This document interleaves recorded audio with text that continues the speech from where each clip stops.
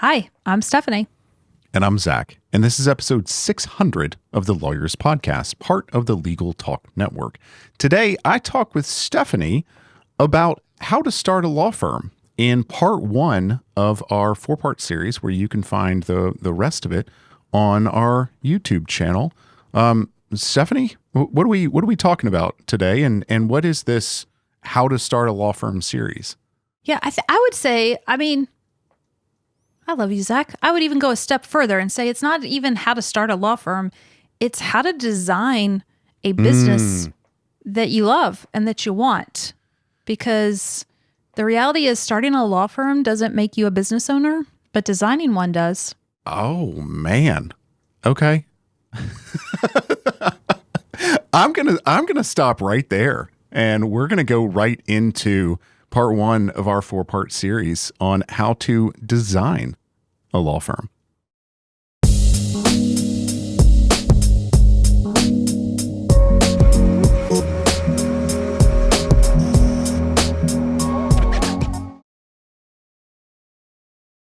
Hi, I'm Stephanie, one of the founders of Lawyerist Lab, where we help lawyers build law firms that they love and don't want to burn down.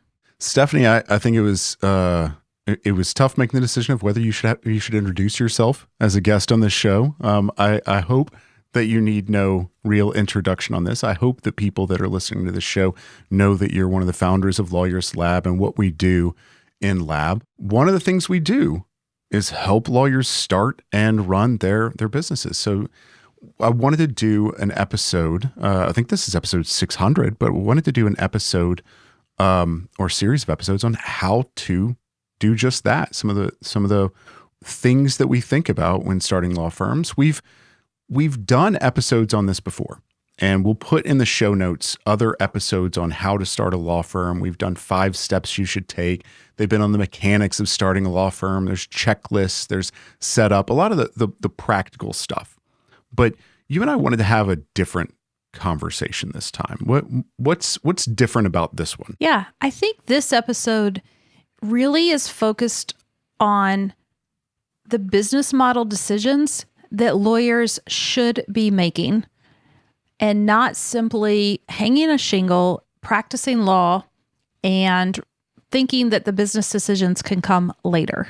Because by their very nature, you've just made strategic decisions, whether you realize it or not. Like deciding to do the same thing that you've always done, but now you're just going to do it under your own name, is a business decision. And what I want to talk about today is, are you making the right ones? And you may be, but I think it's worth a little bit more discovery, if you will. Right, because we think, I know I'm told a lot of times as an attorney, it's like, well, you're never out of a job as an attorney because you can just go hang a shingle. Yeah, you can. And, there are things you need to do to get that going. But we don't always hang a shingle deliberately. Yes. We're not here to help people hang a shingle. We're here to help them avoid building the wrong law firm. Love that. Okay. Well, let's dive into it. What is the biggest myth you see with lawyers that they buy into when deciding to start their own law firm? What's the biggest? Because I know I had a lot of people tell me a lot of things. What's the biggest myth? I think that the idea that if I'm a good lawyer, the firm will just work itself out, right? Like I can practice law. I'm really smart. I know how to win cases, so I'll just do that, and all the rest of the stuff will sort of just. We'll figure it out as we go, or it'll become obvious. I'll get referrals. Right. Like maybe even I'll fix that later. Like this is just a temporary problem. And so let me just dig in and get clients in the door, and then I'll have time to do all that other stuff. Because, well, you can see where you would potentially think that as a lawyer, because, being good at these things meant you were good at law school, most likely, most of us are. I feel like most lawyers are probably pretty high achievers, and we've succeeded at most things in our life, right? Like school, we were probably getting good grades and achieving. And so then there's this idea that, okay, this is just the next challenge. And just like I've proven my success and done really well by getting good grades and going to law school and graduating, this is just that next little check mark on my resume. Of course, I'll be good at this. And that's, it's almost like in a sad way, our competency might create some overconfidence when it comes to building a business. Yes, I was going to say that. Like, is there something about being really good at law that might even make it harder to run the business, to be good at the business of law? Yeah, because I think good lawyers, we tolerate broken systems longer. And what ends up happening is what I'm going to call heroics over structure, right? Like we're really good. So we're just going to fly in and muscle through it because we're smart and we can figure it out and we can do the work. Like I was just on a call with somebody who's like, I've just got to dig into these 3 cases. And once I get these cases done and off my plate, then I can dig in and figure out the strategy for the business for 2026. So he was like, I'm going to get to it, Stephanie, I promise. And so what we instead, right? So being good at law, like table stakes at this point, but our effort is not a substitute for structure. And if we could do it differently, if we could actually realize that our job as the business owner is to be the architect of systems and structure and not rely on our personal heroics to come in and do the work and fix all the things, we could actually then do the thing I'm suggesting, which is intentionally build this business that works for us. Yeah. Because if it's our personal heroics that are getting things done, it doesn't feel like we need to fix it, right? Well, I remember until we break that when I was that's exactly right. And being really good at law, being really good at law school, being really capable can kind of make you feel invincible in that way. Yeah. And most lawyers, they don't fail at law. They fail at design. And that's what's showing up. And they don't realize it because they're like, but I'm a good lawyer. I should be able to figure this out. I'm a smart person. Right. And again, not realizing that they've unknowingly, by failing to be intentional in creating this structure of their business, they have set this themselves up and honestly just made it a lot harder than it needs to be. Yeah. Okay. Well then, if we're not failing because we're bad lawyers, if we're not failing because we can't do the law, then what is it that actually makes these firms break down? What is it that makes the failure? So there's 3 real constraints that we know exist for most businesses, especially when they're in that startup mode. And so usually one of these 3 things is going to show up in their business.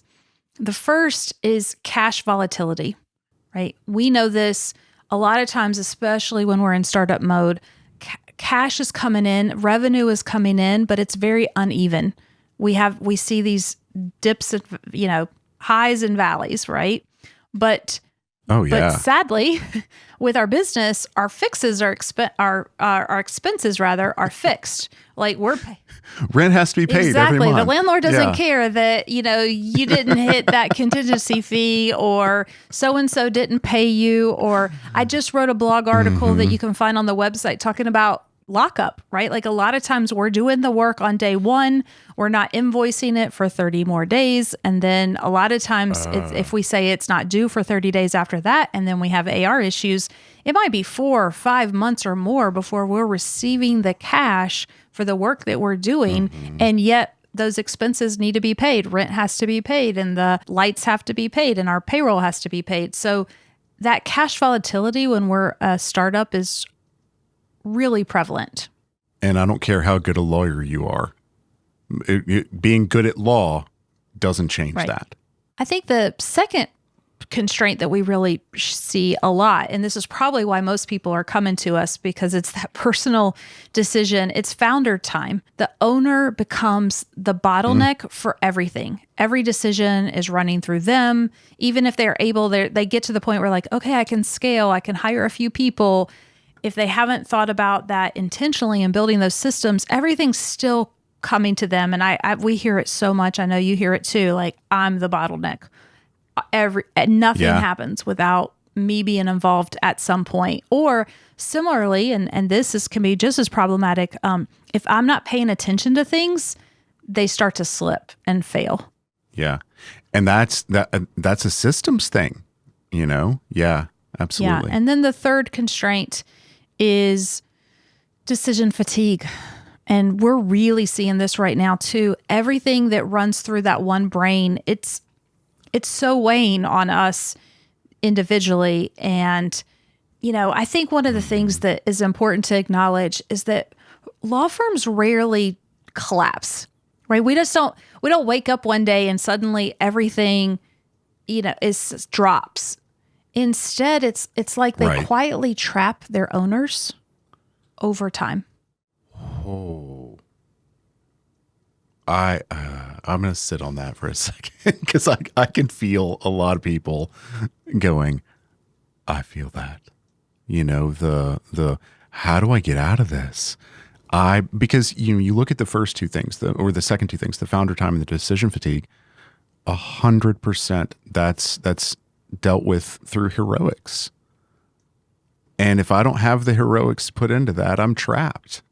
Yeah. And so by not understanding that these are the constraints our businesses are going to face, we hang a shingle. We're really great at law, so we're going to go practice law. We don't even understand that these constraints are coming, and so we don't design around them. We don't prepare for them, and they sort of just hit us in waves and kind of keep knocking us back, right? So the good news is we don't have to do it that way. Like, there's a whole nother way to do it where we can actually build intentionally, understanding that these constraints will be things that we face. It gives us permission to set ourselves up differently for success. Okay, so talking about setting ourselves up differently for success, because let's get to the positive here. You talk a lot about different types of firms people can build. What decisions do most lawyers are most lawyers not realizing that they're making when they're building these firms? Every firm is implicitly choosing a business model. Whether they're consciously realizing it or not, they are making these decisions when they decide what they want to do. And what I want to tell everybody right now is that you're deciding your practice area is not deciding a business structure or business model. Okay, so saying I want to be I want to do wills and estates. That's not business model. That's just what type of law exactly. you practice. And it may impact then how you deliver your services and what pricing structure. Like those are the decisions that matter and that we start to make. So of course, having your practice area is a component of this. But I think a lot of times people just put on the hat that they've always worn and say, okay, I'm going to just go practice this area. So instead of really thinking about some paths that we're deciding. And so the first path, I'm going to call it lifestyle solo. So it's a path, right? And it's high control because some people, you're the firm. Maybe you have a little bit of outside help, virtual help. Maybe you're working with a bookkeeper. You know, I'm not saying that you are the only person in the business, but you're the primary person delivering legal services. And so really you are the product. And that is perfectly fine. There's no judgment, by the way, with any of these decisions. You get to decide. Like I always say, no judgment by me. I don't care. But it's just realizing that if that's your path, your revenue is capped. You're not going to be able to scale that beyond what you personally can do. And so that's just a business model decision that you're making. And like you said, it's a valid one. I mean, like, you can bill pretty good hours and make good money doing, like, plenty of people make good money doing that. I mean, there are people I've talked to who are like, I don't want to manage a big team. I don't want to have to keep up with other people. And it's like, that's fine. Like, again, no judgment, but just realize, how much is going to be dependent on you. And especially if you, well, let's get to the second path, because that kind of, I think, starts to highlight some of the differences. So what I'm going to call the second path is our scalable niche firms, right? So these are firms the owner's going to let go of I do everything and instead design systems and delegation that they can leverage. So it's moving past like, I am the firm. It doesn't necessarily require a huge team. This has nothing to do with the number of people in your team, but now you're saying, okay, I'm going to design a repeatable package, for example. I, again, was just on a call with somebody this morning who's designed a do-it-yourself package that they're going to sell to the public for a fixed fee. And then there's add-ons. So like if you want to have, just like we're used to buying. But that product looks very different than somebody coming and saying, Stephanie, I want to hire you to represent me in this case. And I say, okay, I'm going to charge you a hourly rate, and I'm going to exchange, my value is basically my time. We all know how I feel about that. But like, that is a business model decision that I'm making versus me saying, okay, even if I say, okay, I'm going to do your estate planning, I'm going to package it, and I'm going to leverage technology and have templates, and I'll still do a personal review, and I'll still have personal meetings. Like, I'm still going to be involved. It's not 100%, like an online package, like I was explaining that this guy's doing. But those are repeatable systems where you can leverage, you can delegate, they can scale beyond just what one person's billable time offers. And theoretically, I'm not the bottleneck anymore in that. I would hope. Yeah. And then the third kind of model, if you will, is the founder for exit, asset builder, right? This is the kind of person who's starting out the firm, thinking long-term, thinking replaceability matters. I'm going to build, and we have this lawyer, like I have the privilege of working with this person. So I have someone in my mind when I'm thinking about this. From the day one, they were like, I know I'm going to sell. So everything I build and design, I'm going to be thinking about, it's not built around me. It's built around systems. It's built around ideas and technology, but designing from day one that this is something I'm going to one day not own. That goes back to that quote that I really liked from the beginning of this in the myth, the I'll get established and then I'll fix it. That really fights against that. And when you talk about these three, it actually, it makes me think of my father and his practice. And Dad started out kind of creating a job for himself. He started out in that lifestyle solo, and he was able to make it to my soccer games. He was very independent, very able to do blank. But when we were, when he was retiring, he wanted to sell the firm for value. So let's talk about that. What happens when someone says they want one path? At the end, he wanted path 3. But all the decisions he ever made in that firm, he was acting like he was in path 1. So what happens there? I mean, like, again, no wrong paths here, only unconscious ones. And I think the example of your dad is a perfect one. And I think that probably shows up a lot. A lot of people come to us and they say, I want path 2, I want path 3, like I want this thing. And yet unconsciously they're stuck on path 1, and they designed for path 1, right? And that's where the frustration comes in.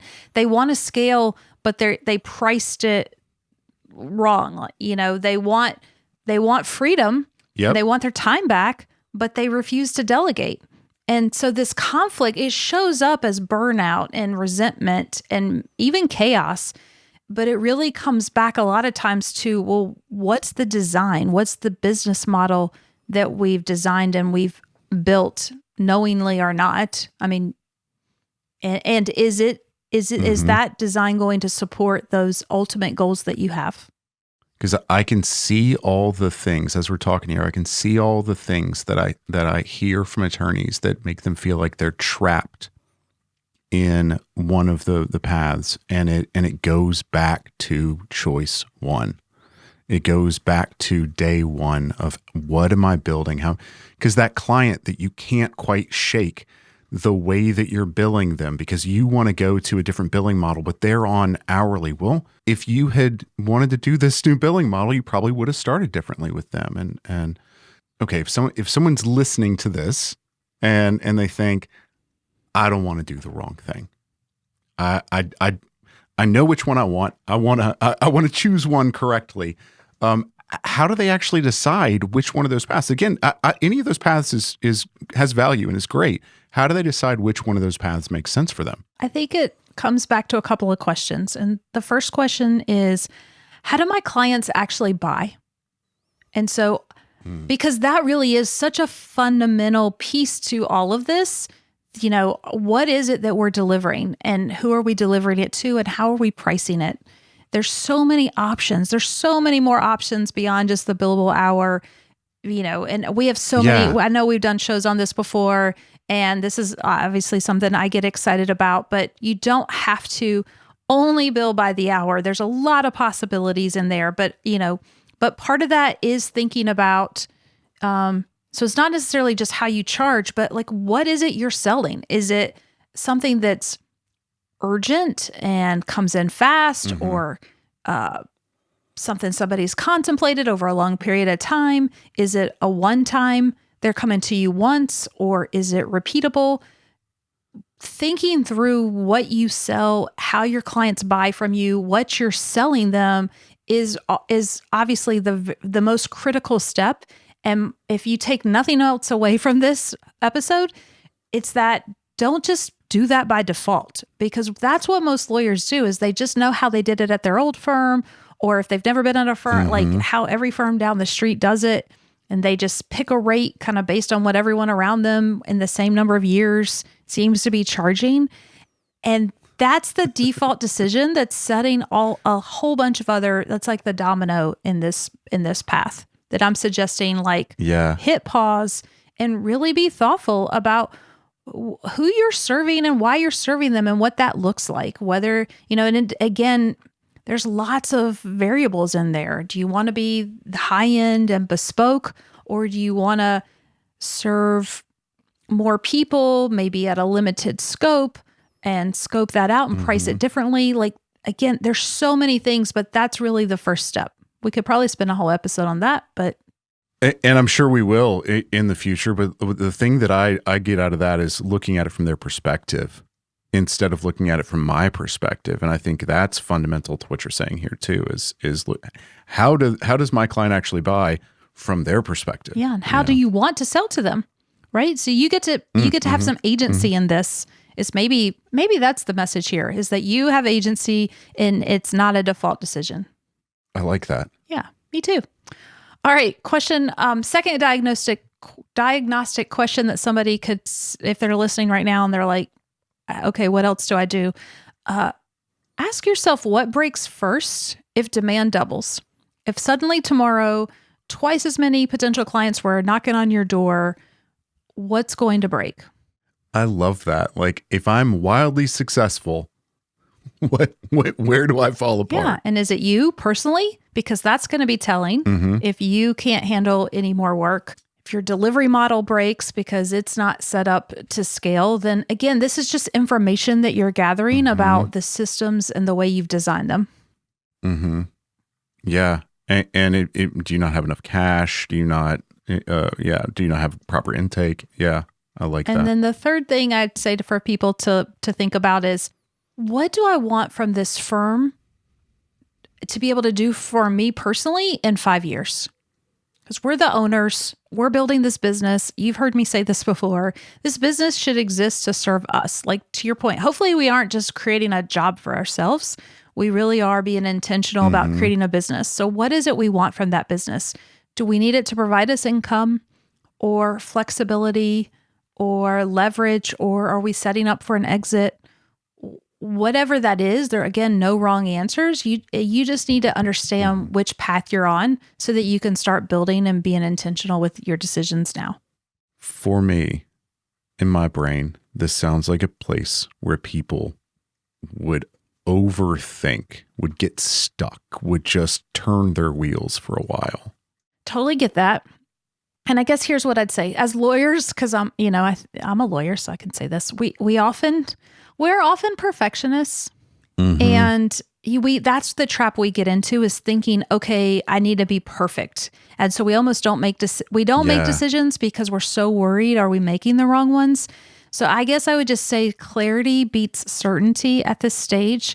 And can you pivot in the future? Of course.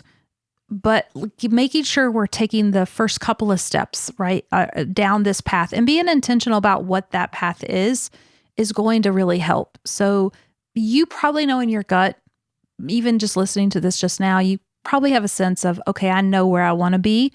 Do you have to have it all figured out? No, but you need to know, are we headed, north, south, east, or west, right? Like, we need to have a general sense, and then we can start designing it. Yeah. It's easier to turn a moving car.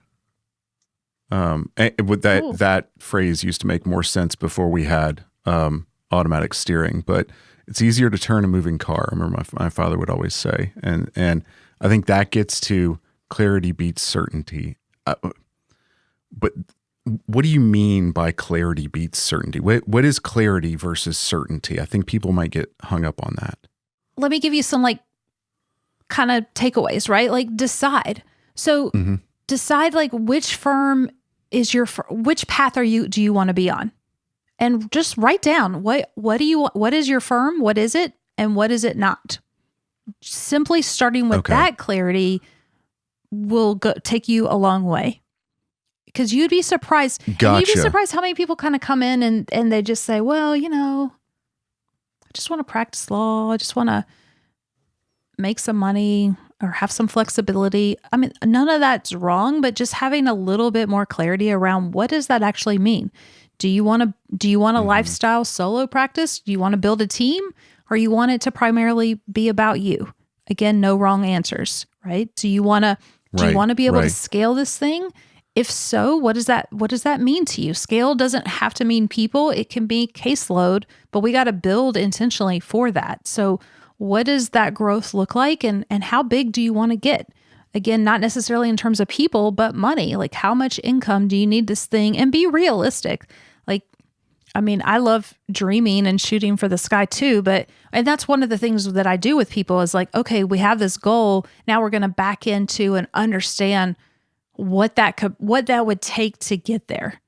So again, you get to dream, but then we got to dream within reason and say, okay, what does that look like? Do we need, because sometimes people say, oh, I just want to make $1 million because it's a good number. Yeah, me too. It's a round number. I'd like that as well. That's my goal for today. Well, okay.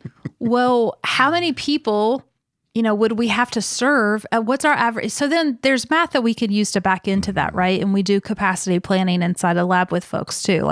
All right, well, what's our average value of a case? What does it cost us to deliver that case? So then what's the capacity that we need to deliver that case in terms of people or tools? What resources do we have to take to deliver on that? Because those are real constraints that we have. And then we can understand if that $1 million is possible or not. Gotcha. I feel like I went down a rabbit hole there that maybe took us off course. Sorry. We went more into some certainty than clarity, and what we're saying is we want to answer the questions that we were just talking about, the big, clear, they're going to change your path questions. And let's say someone finishes this episode and they realize that they need to be more intentional. They want to do this. What should they actually do in the first 30 days? So step one, we just said, define which path is your firm going to be on purpose, at least for now. Maybe you don't have to say forever, but for the next 3 to 5 years, what do you want? Which path do you want? Then step 2, start to define it. So what is one ideal client that you would like to serve? What is one core offering or outcome that you want to deliver to that client? Not 5 to 10 packages. I mean, we could come up with a whole bunch, but what do you want your core offering to be? Just start with one. And then maybe try this on for size. Start to say no to everything else temporarily if your finances allow it, or be intentional and know, because one of the things we do also is we help people kind of say, if this is where you want to go, let's actually make a transition plan to get there, so that because at some point you have to say no to certain type of revenue and yes to others. And that, I'm again getting into the weeds, so I'll get myself out. But there's a strategic way to do that so you don't go broke in the process. But then step 3 really is to start to model those things that we talked about. So now if you have that core offering and your core client, what does that look like in terms of real revenue targets? How many clients would be required? And then reality check your pricing, and then understand your capacity. With those constraints known, you should start to be able to map out a path for where you need to go and what you need to focus on. And that's what we do too, is help people really decide and understand these are all the things that need to happen for me to be on that path. And here's the good news that I want to leave everybody with. We don't do this all at once, right? So that's sometimes the hardest thing. And this is where having an advisor can really help you is, what do I do first? And then what do I do next? Because we really only have the capacity to do a few of these things and to start getting us in the right direction. We can help you kind of figure that out. Hopefully, sometimes looking at the list, it's a little obvious. Okay, this is the next right step. Sometimes it's a little bit harder, but I just want to give everyone permission and understanding that you may have a list that you feel like is, 25, 30 things long. You're not going to be able to do all of them. This is oftentimes, it really is a 2, 3, sometimes 5-year journey, because again, remember where we started is the plane is up and running. Like we're flying, we're practicing law, people, right? Like we hung out our shingle. Yeah. Nobody, Stephanie wasn't there to help me, understand all these things when I did it. So again, no judgment. I get it. You got me, but you got me now. And now you understand, right? Like the eyes are open. Right. And so now you get to be intentional. And so just give yourself some grace that we are trying to, pick your metaphor, turn the barge in the middle of the ocean. It doesn't necessarily turn on a dime, or the plane is flying and we've already built it and we're trying to put more things on top of it. So we're not going to just, unless you have the luxury of like shutting down one firm and kind of starting over. Most people don't. We're going to be intentional, but now you're going to start putting those pieces in place that you can feel good about. And you're going to see a path to, okay, this is possible. And the good news here is for people, like I have seen it done. This isn't pie in the sky thinking. I have seen people make these kind of shifts and transitions and now are on the path of the firm that they want. I like that. Okay. I like firm steps. I like, firm direction. But this episode obviously is intentionally pretty zoomed out. This is a companion episode with some other videos that we have on our YouTube channel. But if someone wants help building the pieces, the market pricing, the systems, all of that, where should they go next? Well, the good news is you can head over to our YouTube channel because we've recorded a new series of videos that are going to go deeper into some of these questions. So if you're kind of intrigued and wondering, then I'd say head there first and absorb that content. If you're ready to really dig in and you're like, actually, that strategist sounds really good, I could use that extra help, then give us a call, email me, and we'd love to talk to you about that's the work that we do with firms inside of Lab. And it's not always easy by design, right? But the good stuff never is, right? Like to really get this thing cooking, It might be some hard work, but I promise it's worth it. I like that. Well, we'll make sure that we put all the links to the website and the other videos into the show notes anywhere that you're hearing this episode. Stephanie, thank you for being with me and for going through all of this. This was a jam-packed episode. I appreciate it.